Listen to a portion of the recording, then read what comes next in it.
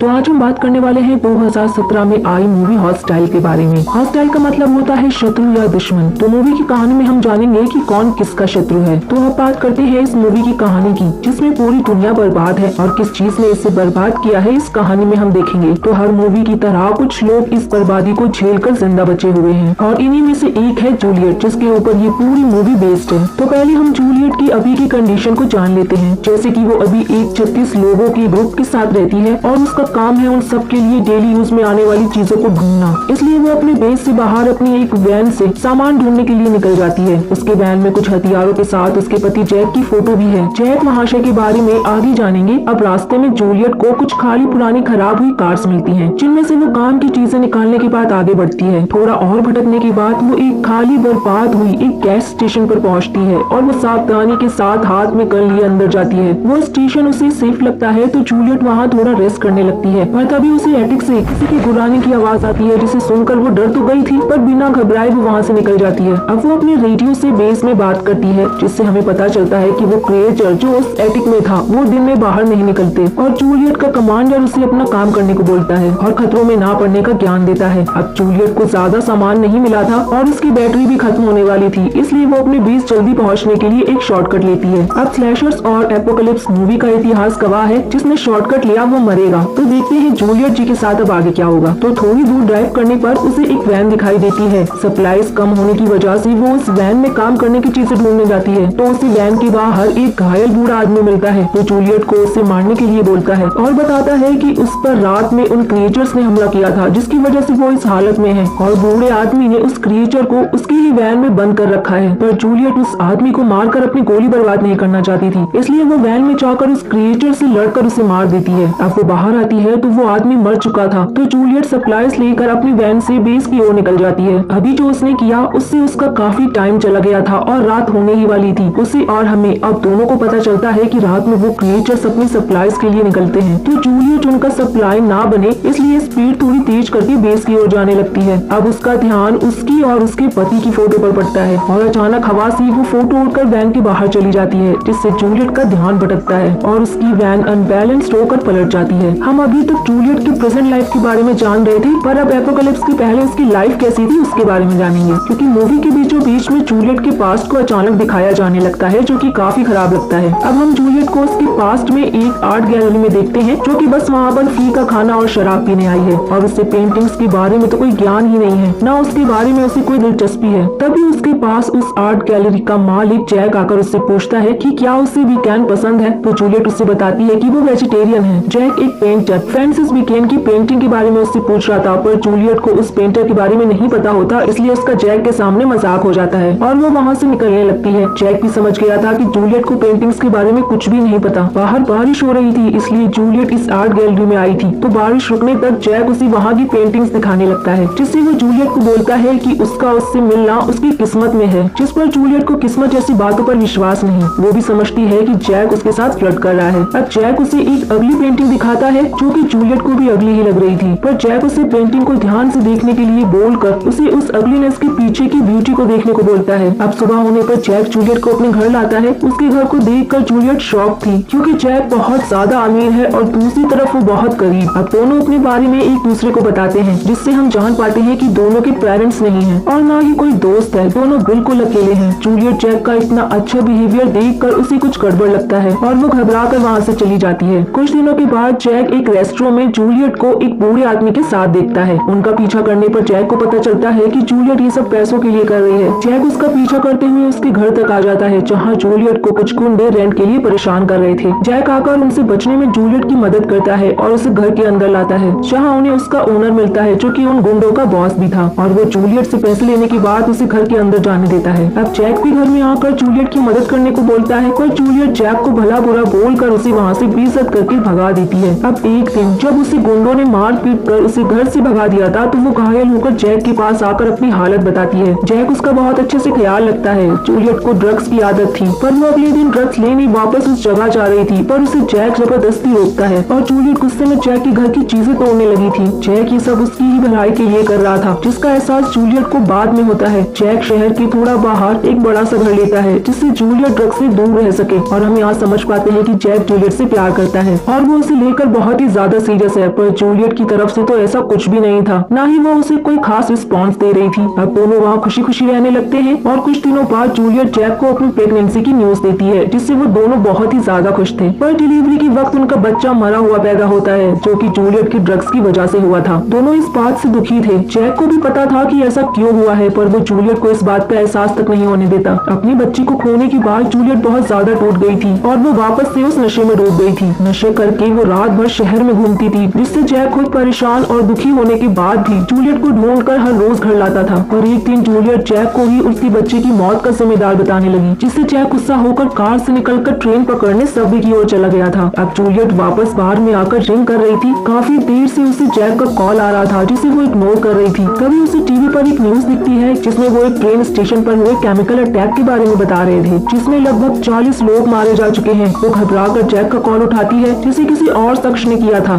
तो वो जूलियट को बताता है कि जैक जिंदा है, पर उसकी हालत बहुत खराब है। भागकर जूलियट हॉस्पिटल पहुंचती है तो जैक उसे जिंदा मिलता है, पर वो पूरी तरह से आइसोलेटेड था और वो कुछ बोल भी नहीं पा रहा था। जूलियट को पूरा यकीन था कि जैक ठीक हो जाएगा। इस हालत में भी वो जैक जूलियट से प्यार करता था। जब अगले दिन जूलियट जैक के वार्ड में आती है तो जैक वहाँ था ही नहीं। जैक की डेथ हो चुकी थी और उसकी बॉडी को हॉस्पिटल वालों ने ही कहीं दफना दिया बिना किसी को बताए, क्योंकि वो केमिकल से संक्रमित था। अब जैक की मौत पर जूलियट फूट फूट कर रोने लगती है। जब वो जिंदा था तो उसे जैक और उसके प्यार की कोई कदर ही नहीं थी। अब उसकी जाने के बाद जूलियट को एहसास होता है कि जैक उसके लिए किसी फरिश्ते के जैसा था और तब से लेकर आज तक वो जैक की यादों और अच्छाइयों के सहारे ही जिंदा है। तो ये था जूलियट का पास्ट। तो अब हम जानते हैं कि प्रेजेंट में वैन पलटने की बात क्या हुआ। अब रात में जूलियट को होश आता है तो वो देखती है कि उसका एक पैर टूट चुका है और उसका टूटा हुआ पैर उसी की वैन के नीचे फंसा हुआ है। अगल बगल देखने पर उसे वैन के बाहर गन मिलती है, जिसे वो एक जुगाड़ बनाकर अपनी ओर खींचती है, पर उसकी किस्मत उतनी अच्छी कहाँ। उसका वो जुगाड़ काम नहीं आता तो अपनी फंसी हुई टांग को जैसे तैसे करके वो उस वैन के नीचे से निकालती है। इन सबसे उसकी पैर की हड्डी बाहर आ गई थी तो वो उस जगह पर अल्कोहल डालकर उसे हड्डी पर जोर से मारकर उसे वापस अंदर करती है, जिसमें उसकी बहुत चीखें निकलती हैं, पर उसकी चीखें उसके दर्द के आगे मामूली थी। तो अब वो अपने पैर पर कुछ कपड़ा बांधकर उसे जितना अच्छे से हो सके बैंडेज करती है और रेडियो की मदद से वो अपने बेस से संपर्क करने की कोशिश करने लगती है, पर उसका संपर्क उनसे होता ही नहीं है। तो अब वो और भी ज्यादा पैनिक करने लगती है। उसकी चीखें सुनकर एक क्रिएचर भी वहाँ आ चुका था। उस क्रिएचर के होने का एहसास जूलियट को भी होता है और वो जल्दी से अपना गन उठाकर अंदर वैन में आती है। हम उस क्रिएचर की टांगों को देख पाते हैं, जो कि हमें इंसानों जैसी ही लग रही थी, पर बहुत पतली थी। वो क्रिएचर वहाँ से जाने लगता है, तभी जूलियट की रेडियो पर उसके बेस से किसी का जवाब आता है और वो जल्दी से उस रेडियो को बंद कर देती है। पर क्रिएचर ने उस रेडियो की आवाज को सुन लिया था और वो वैन की तरफ वापस आने लगा था। तो जूलियट रेडियो को ऑन करके वैन के बाहर फेंक देती है। वो क्रिएचर रेडियो पर पहुंचकर उसे उठाकर वहाँ से कहीं दूर फेंक के चला जाता है। अब जूलियट वैन में से कुछ स्ट्रिक लाइट्स निकाल कर वैन के बाहर आती है और उस रेडियो को ढूंढ लेती है, पर वो भी अब उस क्रिएचर की नजर में आ गई थी। और यहाँ हम उस क्रिएचर के फेस को भी देख पाते हैं, जो कि हम इंसानों की तरह ही थी और शायद उस केमिकल की वजह से थोड़ी डिकम्पोज सी अजीब सी हो गई थी। जूलियट उससे बचने के लिए भागकर वापस वैन में आती है और सामने गन पॉइंट कर उस क्रिएचर के सामने आने का वेट करने लगती है, पर वो क्रिएचर उसके पीछे से आकर उसे पकड़ लेता है और वो उससे बचने के लिए वैन का एसिलेटर दबाकर रेस देती है, जिससे वो क्रिएचर वहाँ से भाग जाता है। यहाँ हम दो चीज समझते हैं, पहली कि उन क्रिएचर्स को थोड़ा कम दिखता है पर वो स्मार्ट है, और दूसरा कि उन्हें आवाज पसंद नहीं। जूलियट अभी भी चौकन्ना थी और तभी वो क्रिएचर उसके पास वापस आता है, जिससे जूलियट गोली मारकर भगा देती है। हम नोटिस कर पाते हैं कि वो क्रिएचर या तो जूलियट को मारना नहीं चाहता या फिर वो बहुत ज्यादा लेजी है। जूलियट की दोबारा रेडियो ट्राई करने पर उसे बेस से रिप्लाई आने लगा था और वो उसे वैन में लगे ट्रैकर को ऑन करने को बोलते हैं, जिससे वो चॉपर लेकर उसे रेस्क्यू करने वहाँ पर आ जाएंगे। जूलियट वैन का ट्रैकर ऑन कर देती है और उस क्रिएचर से वो बचने की पूरी कोशिश कर रही थी। अब उसके बेस वाले बताते हैं कि उन्होंने उसे लोकेट कर लिया है और वो उसे बचाने आ रहे हैं। इतने में ही उस क्रिएचर ने वैन के सामने का शीशा हटा लिया था। अब वो जूलियट की तरफ बढ़ने लगा था। जूलियट अपनी समझदारी दिखा उसके पास आने से पहले वैन की लाइट्स ऑन कर देती है, जिसे देख वो क्रिएचर वहाँ से भाग जाता है, क्योंकि उन्हें रोशनी पसंद नहीं, इसलिए वो दिन में भी बाहर नहीं निकलते। जूलियट वापस अपने बेस वालों से बात करती है। उसे पता चलता है कि वो अब उसके पास नहीं आ रहे हैं, क्योंकि वो डेंजर जोन में है और अगर वो सुबह तक जिंदा बची तो उसे लेने वो आएंगे। मतलब जिनके लिए वो सप्लाईज लेने आई थी, उन्होंने जूलियट को मरने के लिए वहीं पर छोड़ दिया था। अब ऐसे में तो किसी भी इंसान की हिम्मत टूट जाए। तो जूलियट भी उम्मीद खोकर शांत वैन में बैठी थी। तभी उसे एक कार की आवाज सुनाई देती है और वो उन्हें हॉर्न बजाकर अपने पास बुला लेती है, पर वो लोग लुटेरे थे और उनमें से एक जूलियट को मारने की कोशिश करता है, जिसे वो क्रिएचर मार देता है। अब क्रिएचर को वहाँ देख उस लुटेरे के साथी वहाँ से भाग जाते हैं और हम समझ पाते हैं कि उस क्रिएचर ने जूलियट की जान उन लुटेरों से बचाई। पर ये बात जूलियट को समझ नहीं आती और वो उस क्रिएचर को उस लुटेरे को खाते देखकर उस क्रिएचर के हाथों से मरने से अच्छा वो सुसाइड करने का फैसला करती है, पर वो खुद को गोली नहीं मार पाती और उस क्रिएचर से लड़ने का फैसला करती है। तो अब वो पेट्रोल का एक कैन और फ्लेयर लेकर वैन से बाहर निकलती है। पेट्रोल कैन को थोड़ी दूर पर रखकर फ्लेयर को चलाने के बाद उस क्रिएचर को अपनी ओर बुलाती है। उस क्रिएचर के नजदीक आते ही जूलियट कैन को शूट करके ब्लास्ट करती है, जिससे वो क्रिएचर बच जाता है और तभी वो क्रिएचर जूलियट के पास आकर उसे उठाकर दूर फेंक देता है। अब वो क्रिएचर उसकी ओर दोबारा बढ़ने लगा था, जिसे इस बार जूलियट उस क्रिएचर को शूट कर देती है और वो क्रिएचर नीचे गिरकर मरने लगा था। तो अब जूलियट भी रिलैक्स होकर वहीं पर लेट जाती है, क्योंकि सुबह होने ही वाली थी और हम देख पाते हैं कि वो क्रिएचर भी अभी तक मरा नहीं है। वो धीरे धीरे जूलियट की तरफ बढ़ रहा है और उसे अपने करीब आता देख जूलियट उसे शूट करती है, पर गन की गोलियां खत्म हो गई थी। गन रिलोड करने से पहले ही वो क्रिएचर उसकी बॉडी के ऊपर आ गया था और वो जूलियट की फेस को ऐसे छूता है जैसे उसे जैक छूता था। और अब जूलियट और हमें समझने में बिल्कुल भी देर नहीं लगती कि वो क्रिएचर कोई और नहीं बल्कि जैक ही है। और वो रात भर जूलियट के पास आकर उसे एहसास दिलाने की कोशिश कर रहा था कि वो जैक है, इसलिए कई मौके मिलने के बावजूद भी उसने जूलियट को नहीं मारा। अब जूलियट को जैक की वो दो बातें याद आती हैं। अगर उसे पहले याद आ गई होती तो जैक इस कंडीशन में नहीं होता। पहली की अगलीनेस के पीछे की ब्यूटी को समझो और उन दोनों का मिलना उनकी किस्मत में था, जिस पर अब जूलियट को पूरी तरह से यकीन हो गया था। लास्ट में वो जैक को आई लव यू बोलकर गन से खुद को और जैक को शूट करके मार देती है और ये मूवी यहीं पर एंड। तो गाइस, अगर आप लोगों को वीडियो पसंद आया हो तो वीडियो को लाइक और कमेंट करना मत भूलिएगा। अब हम मिलेंगे नेक्स्ट वीडियो में, तब तक के लिए take care and tata bye bye.